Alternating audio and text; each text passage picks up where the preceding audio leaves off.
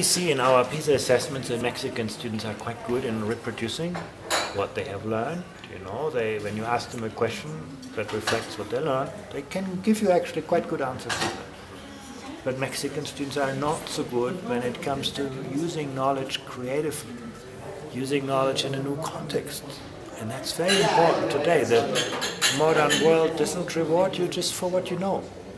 You can find everything on Google. Mm-hmm. You don't develop them by having students sitting next to each other, but by having students to collaborate. Sort of creating learning environments that challenge students. Critical thinking skills you develop by having students, question the wisdom of their times rather than, just believing everything the teacher tells them. This is about shaping the learning environments.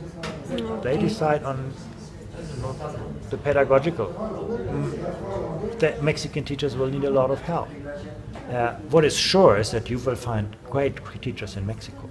The question is how you can use those great teachers to help every teacher to improve. It's not about, just the government developing a new curriculum and then sending it to the schools. It's very much about, finding talent and capacity in today's system. Who are the great teachers with those 21st century skills?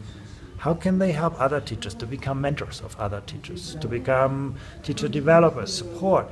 This is, I think, the way forward, to really build on the capacity, on the good ideas that are in the system, try to scale them, and spread innovation and good practice. Critical thinking and creative skills we have already measured quite well in the PISA test.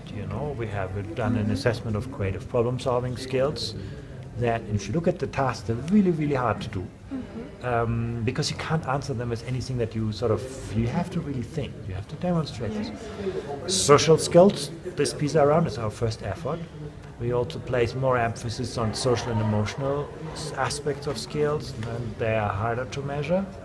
Also, they are not so objective in the measurement. We have to work on that. But I think as the world changes, PISA has to change. Otherwise, PISA will reflect the past, not the future. Before Mexico doesn't have the lowest results, you can actually get a lot worse than that. And I actually think, when you look at the results in the year 2000 and you look at the results in the year 2012, particularly in mathematics, there have been really good improvements.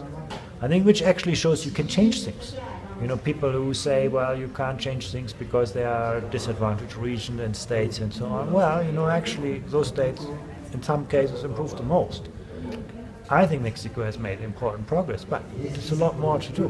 When you look at the highest performing education systems, they attract the best and brightest people into the teaching profession. It's very hard to become a teacher.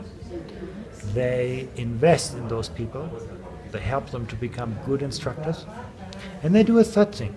They attract the most talented teachers to the most challenging classrooms, and they get the best principals into the toughest schools.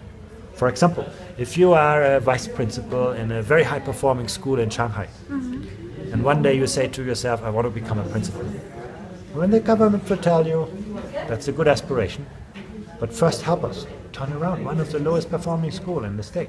Go to a rural area, help them to improve. And if you're successful, well, you'll get a job as a principal. Another example, if you are in Shanghai as a teacher, the government has established a platform where teachers can share their lesson plans. If you develop a lesson, you can upload it and other teachers can use it. And the more other teachers use your lessons, comment on them, criticize them, the more popular you become. And when at the end of the year you will be evaluated, you're not evaluated just for what you do in your own classroom, but for the contribution you make to help other teachers improve, for how your own knowledge is being used. Those are very simple means that actually help using talent best. Because once again, maybe the average teaching in Mexico isn't good enough. But there are many, many very good teachers in Mexico that could play a much bigger role in the education system. I don't think so, actually. I think the reform has created the conditions for this to happen. It has created, a legitimate place for schools, for teachers, for teacher organizations, for the government, in giving every student a right for good education. I think those are essential conditions.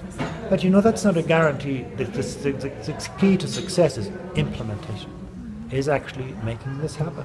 And that's still out to be proven. the ground has been prepared, but I think now it's important to actually use that opportunity for Mexico. China does? Absolutely. I think there's a lot Mexico can learn from other education systems. And I'm sure there's a lot other education systems can learn from Mexico. This is what international collaboration is about. This is why we do PISA, to provide countries with the tools to actually learn what's possible, what other countries have been doing, with what success. Yeah. It's a very serious problem in Mexico. That's also what our data show. And that's something, again, you can't just solve it with government. You need to get everybody to play their part on this. You need to make parents aware of it. You need to make students aware of it. You need to make teachers aware of this. Teachers are not just there to deliver instruction. Teachers are responsible for the well-being of students. And I think to address, this kind of social issues in schools is very, very important for a successful education system. It's everybody's responsibility. To address the question of bullying is something that everybody needs. You need everybody. You can't do that without parents, you can't do that without teachers, and you can't do that with sound policy.